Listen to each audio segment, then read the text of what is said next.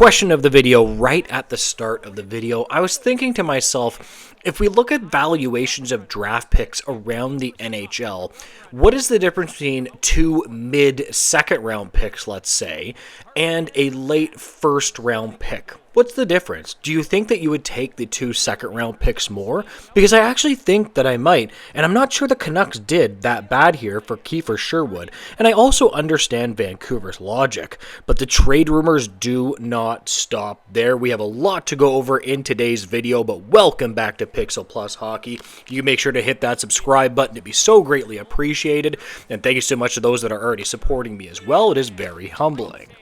And second question of the video, what do you guys think of this trade? I don't think that they actually did that bad, but here we go. Canucks trade pending UFA Sherwood to the Sharks for D. Clayton and 2 second rounders. Not that bad. Now, the defenseman is not a defenseman of consequence. He is a right-hand shot defenseman. That is an American Hockey Leaguer, so we're not looking at too much here. Obviously, the value is in the second round picks. Now, as we have it right now, the Vancouver Canucks in the 2026 draft would be selecting like 40-something overall, because this will be about a mid-second round pick. Now, interestingly enough, in 2027, they also have a second round pick. And here's the thing that I like about this. The San Jose Sharks could take a step back next year. So this very well could be like a 33rd or 36th overall pick next year. This could be a very high second round pick, which honestly, a very high second round pick is essentially the same thing as a late first. Let's be honest here. Now, interestingly enough, the Vancouver Canucks apparently had to lower their asking price, and then it started to heat up. I'm kind of interested in that. I didn't think that they would have to do that. I was actually pretty convinced that they would get a late first round pick, but honestly, 2 second round picks, that's actually pretty comparable value. It almost seems like a very similar thing, but obviously the San Jose Sharks just probably weren't willing to do that. Now, in my opinion, the Canucks were very smart to get rid of Kiefer Sherwood. The reason for that is that he was going to command a lot in unrestricted free agency. I mean a lot. There were essentially rumors today that he's looking for 5 times 5.5, and this is from other general managers getting a read of what he wants. Let's not forget, this unrestricted free agent pool, since all these players have been re-signed, is very, very weak. So now, Kiefer Sherwood is about to get paid. He's going to get a lot of money. And I'm telling you, you want the Vancouver Canucks to stay far away from that. We're hearing numbers like $5.5 million. And I'm like, I'm sorry, Kiefer Sherwood is just simply not worth that much on your cap.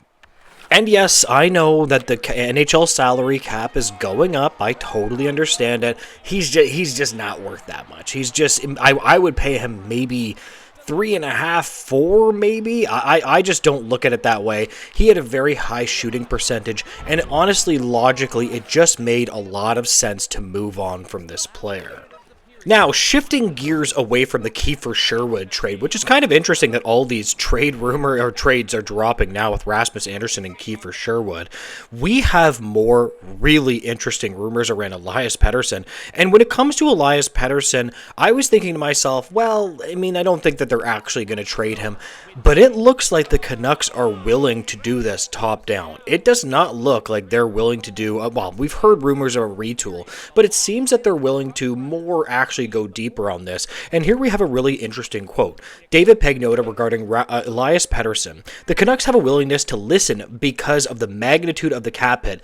Maybe sometime in the summer, but that's not going to stop the Canucks from having those talks, close quote. So essentially what we're looking at right now is we're looking at the start of the trade rumors of Elias Pettersson, right? We're looking at essentially negotiations of contracts this big. They start very, very, very early, and it's probably going to happen later on in the summer, but it's really, really interesting. I would love, honestly, for it to happen in season, but these cap hits usually don't get moved in season.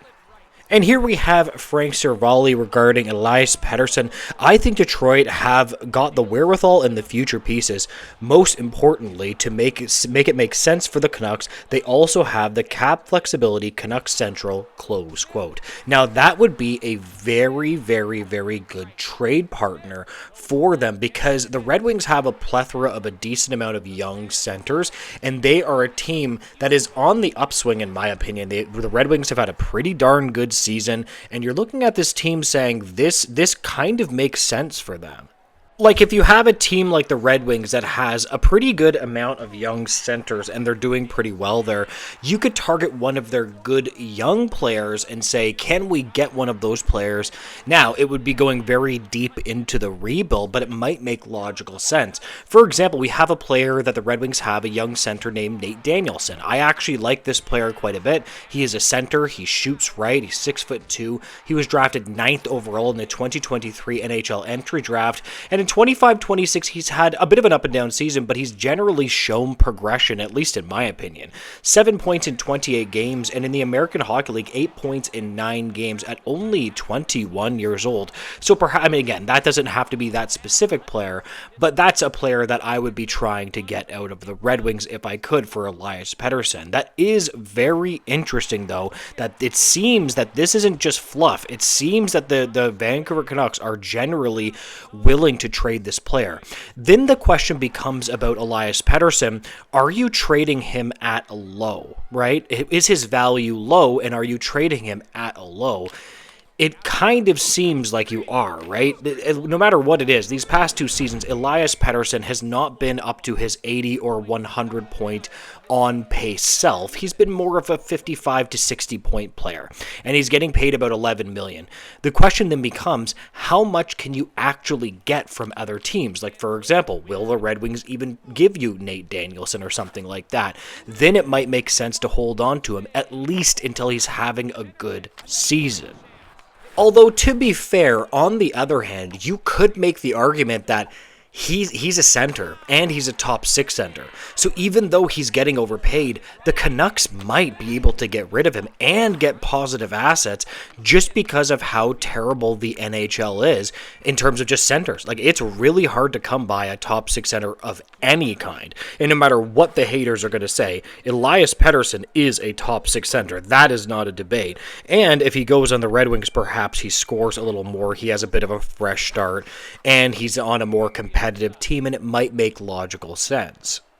But I will tell you, it does look like the Vancouver Canucks are going full top down with this. They've already gotten rid of Kiefer Sherwood. They've already traded Quinn Hughes, which I thought that was the right move. They are definitely going to have a hell of a draft pick this year. They're going to have a lot of draft picks coming up. They have one in the second, obviously have 2 in the second round, 1 late first, and then a top 5 pick at least. This is going to be a hell of a rebuild for the Vancouver Canucks. Anyways, guys, I'm going to leave this video here. If you can make sure to like, comment, and subscribe, I would greatly appreciate it, guys, and make sure to have a great day. Goodbye, guys.